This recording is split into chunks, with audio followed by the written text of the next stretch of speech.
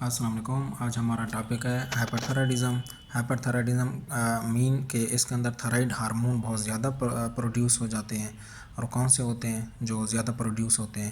Increase اس میں کیا ہوتا ہے، T3 T4 زیادہ ہوتے ہیں اور TSH کم ہو جاتے ہیں ہائپر تھائرائڈزم کے اندر. اس کے علاوہ اس سے پھر کیا چیزیں شو ہوتی ہیں جس سے ہمیں پتہ چلتا ہے؟ اس میں یہ ہوتا ہے انزائٹی ہوتی ہے، ڈیفیکلٹی کنسنٹریٹ بندہ نہیں کر سکتا، ڈیفیکلٹی ہوتی ہے، فٹیگ ہوتے ہیں، بہت زیادہ تھک جاتا ہے، گردن کے آگے بہت زیادہ سویلنگ ہو جاتی ہے، ایسے ہیئر لاس ہوتے ہیں، ہیٹ انٹالرنس ہوتا ہے، نیل چینج ہو جاتی ہیں، پلپیٹیشن بہت زیادہ ہوتی ہیں، ویٹ لاس ہوتا ہے، ہائی بلڈ پریشر ہوتا ہے، یہ ساری چیزیں، اور آنکھیں ایسے جیسے باہر نکلتی ہوں. یہ ساری چیزیں اس کی کلینکلی ہم دیکھتے ہوتے ہیں، نظر آتی ہیں.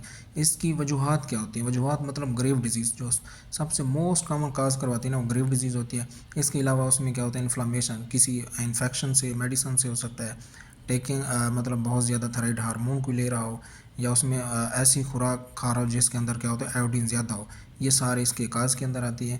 اور اس کی ٹریٹمنٹ میں ہم کیا کرتے ہیں، اینٹی تھائرائڈ میڈیسن دیتے ہیں جو جا کے بلاک کرتی ہے جو ایکسٹرا تھائرائڈ ہارمون ہوتے ہیں. ریڈیو ایکٹیو آیوڈین جو ڈسٹریکٹ کرتی ہے تھائرائڈ گلینڈ اور سٹاپ کرتی ہے پروڈکشن آف ہارمون. اگر ان سے بھی بالکل صحیح نہ رہو میڈیسن سے، پھر سرجری کر کے تھائرائڈ کو ریموو کرتے ہیں. اس طرح یہ اپنے دوستوں کے ساتھ لائک اینڈ شیئر کرتے ہیں.